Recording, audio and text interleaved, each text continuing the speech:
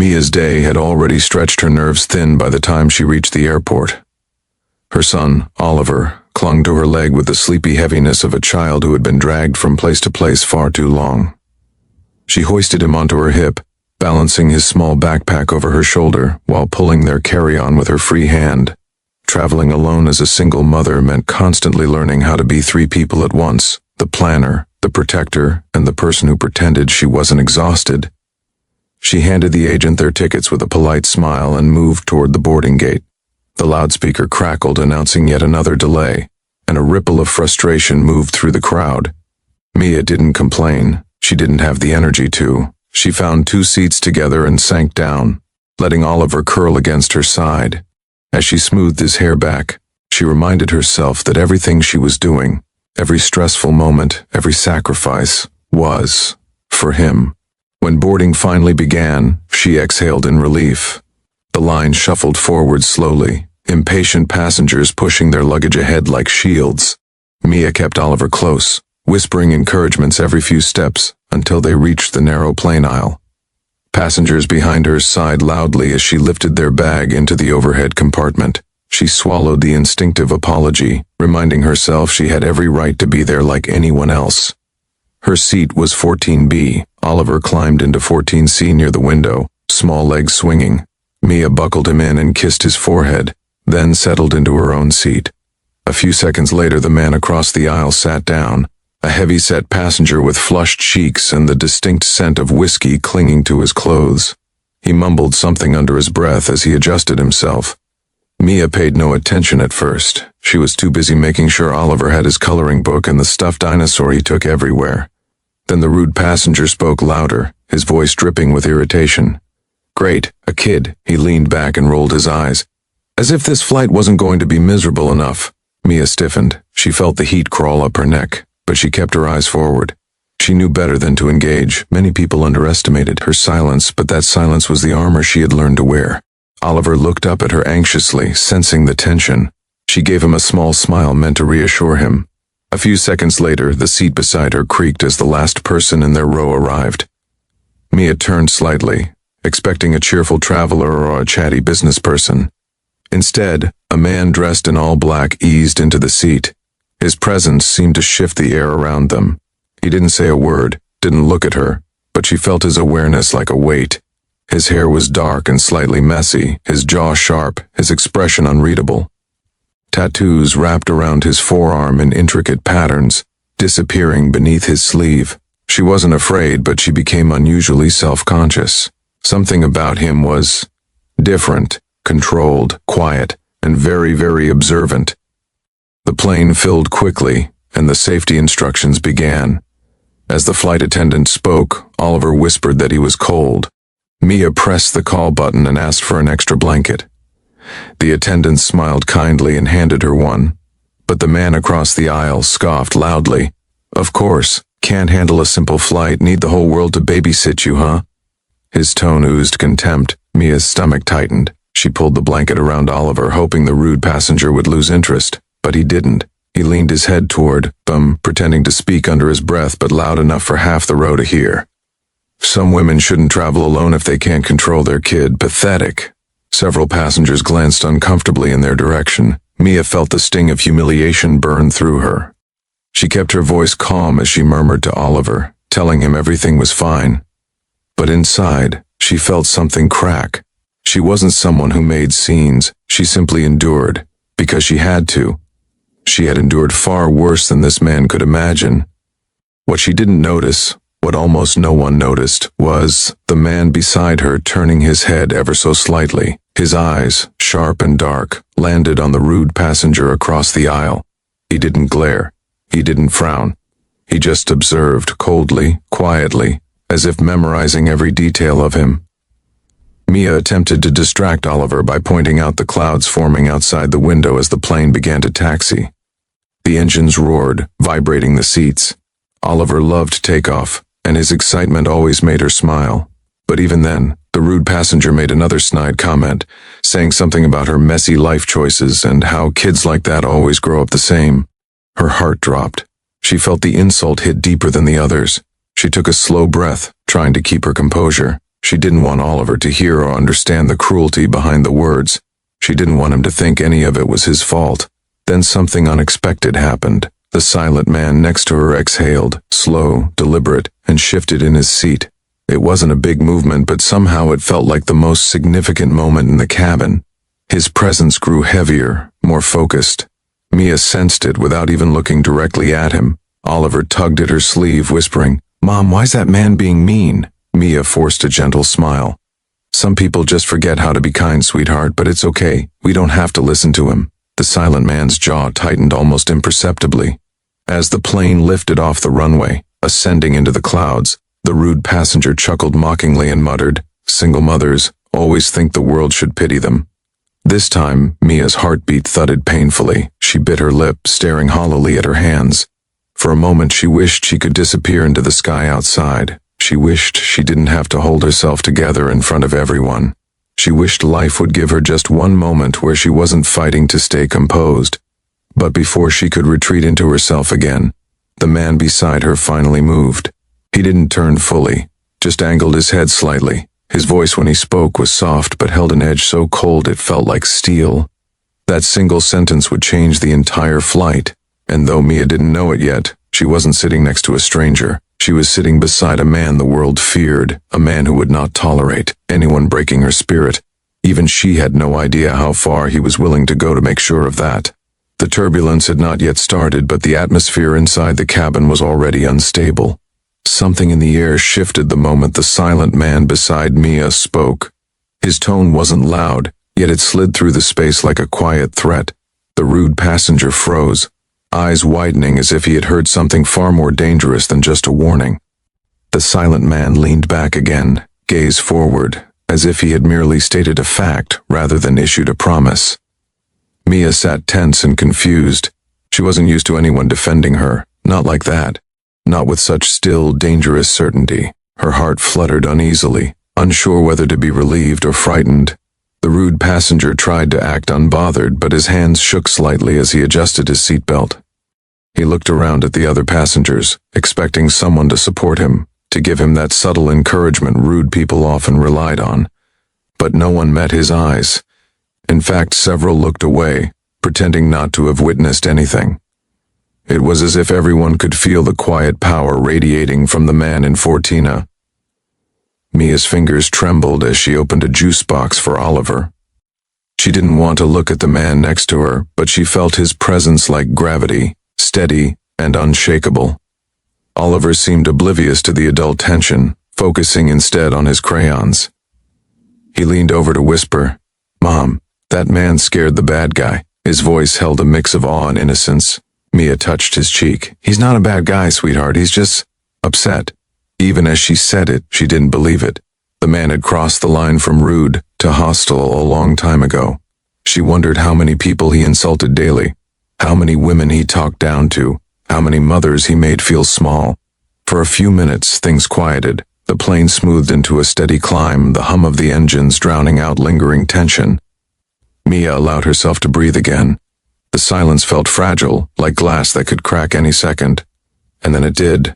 The rude passenger suddenly leaned across the aisle again, face twisted with bitterness. "Look at you," he hissed. "Letting another man fight your battles for you. Typical. Probably why you're alone in the first place." Mia flinched as if struck. The words hit a place she kept deeply buried, a place filled with old wounds she never talked about. She opened her mouth, not to argue but to defend herself, to assert even the smallest bit of dignity. But before she could speak, the man beside her turned his head fully for the first time. His eyes were unnervingly calm, deep and dark.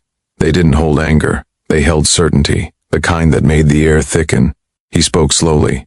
"Stand up. Try touching her or her kid," he said, voice low enough that only their small circle could hear.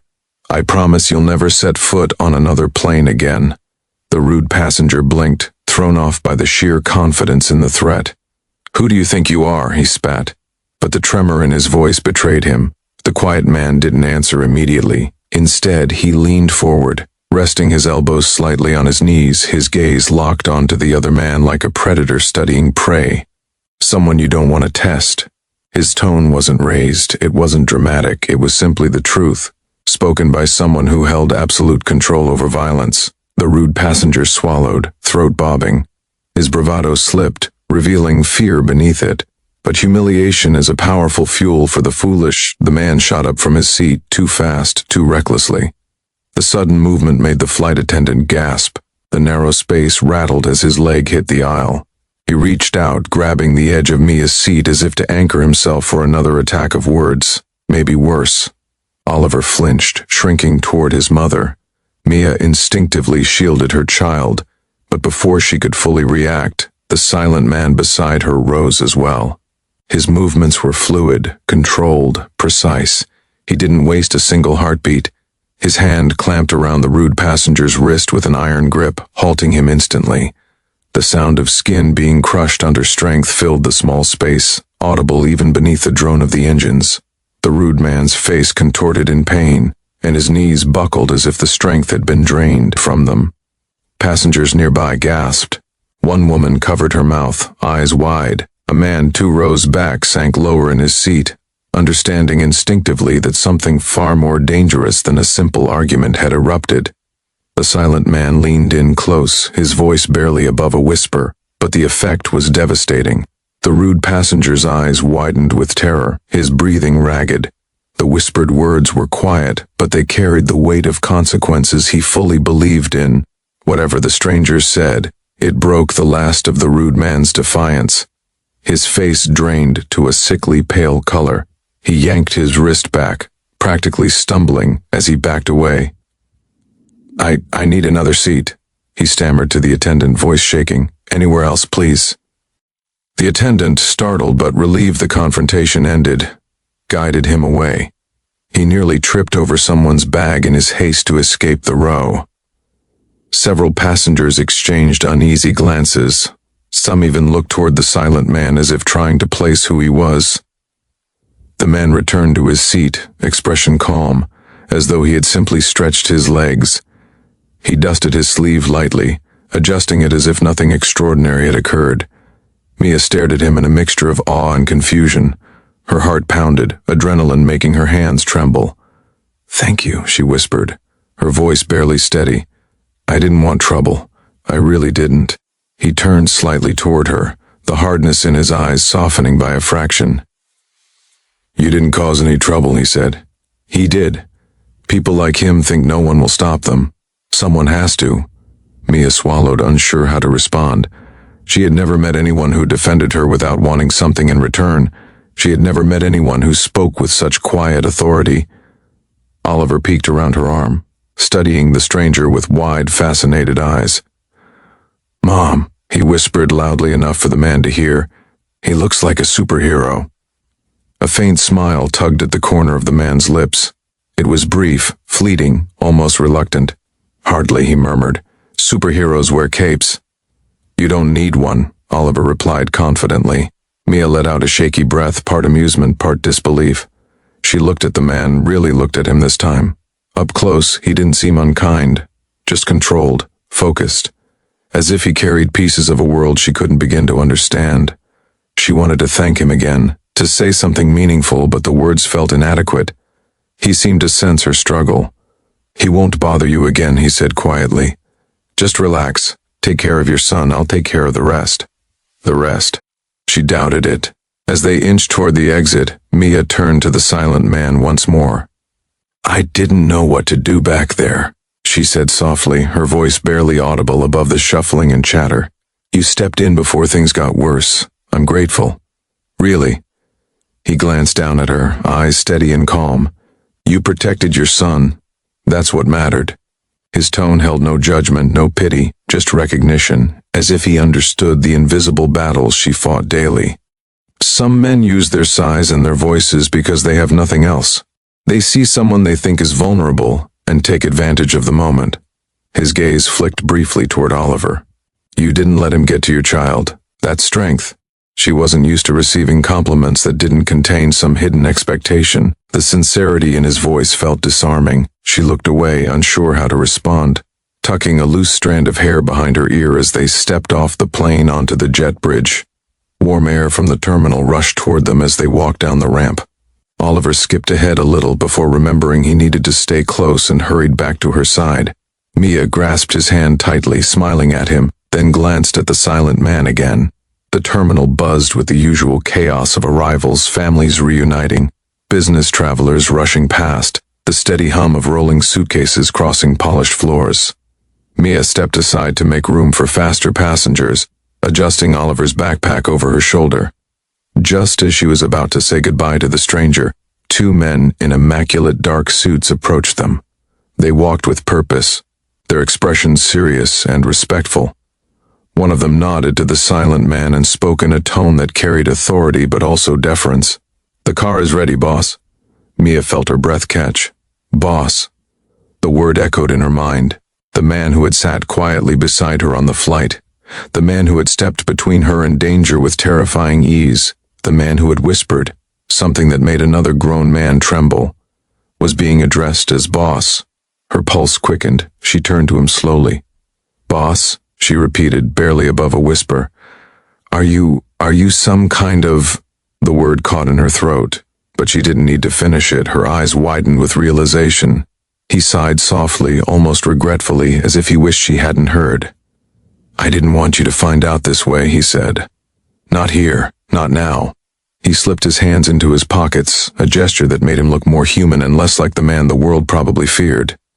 "But yes, people call me that." She stared at him, torn between disbelief and shock. It made sense suddenly, all of it. The calm authority, the cold certainty, the lack of fear. The way other passengers had instinctively kept their distance, the way the rude man collapsed under a whisper. "You're a Mafia boss?" The words escaped her before she could stop them. He didn't flinch. He didn't deny. He didn't look ashamed. He simply held her gaze with quiet honesty. "I'm many things," he said, "but I'm not your enemy." Oliver tugged her sleeve. "Mom, what's a Mafia boss?" he asked innocently. Mia swallowed hard and forced a smile down at him. "It's complicated," she murmured. Her mouth felt dry. Her body felt warm and cold at the same time. She looked at the man again, unsure whether to step back or step closer. A commotion in the distance caught her attention. 3 airport security officers escorted the rude passenger from earlier toward a side room. His face was pale and clammy, his eyes darting around like a terrified animal.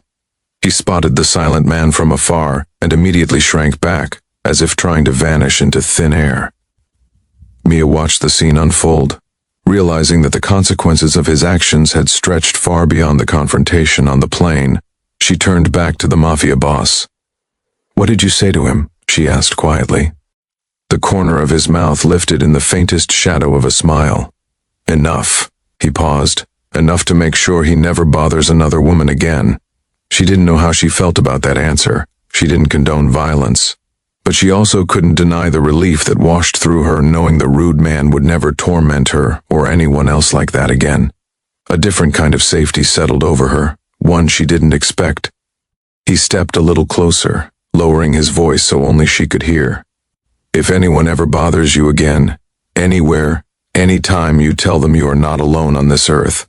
Her heart thudded painfully in her chest. The words were calm, but the promise behind them was anything but gentle. It felt like being wrapped in armor. "Why?" she whispered. She didn't mean it as a challenge. She genuinely wanted to understand. He let his eyes drift briefly to Oliver, who held his dinosaur and looked up at them with innocent curiosity. Then he met Mia's gaze again. Something warm flickered in his usually cold eyes. Something she didn't expect from a man whose world was built on power and control. "Because good mothers are rare," he said softly, "and the world is cruel enough. You shouldn't have to face it alone." Emotion surged unexpectedly in Mia's chest. Her throat tightened. She blinked quickly, not wanting to cry in the middle of a crowded terminal. She had spent years relying only on herself. No one had ever stepped into her world with such fierce certainty. No one had ever looked at her like she was worthy of protection. One of the suited men cleared his throat softly. "We need to go, sir." The Mafia boss nodded, but his gaze did not leave Mia's face. For a moment, the chaos of the airport faded around them. It was just the two of them, standing on opposite sides of worlds that were never meant to cross, yet somehow had.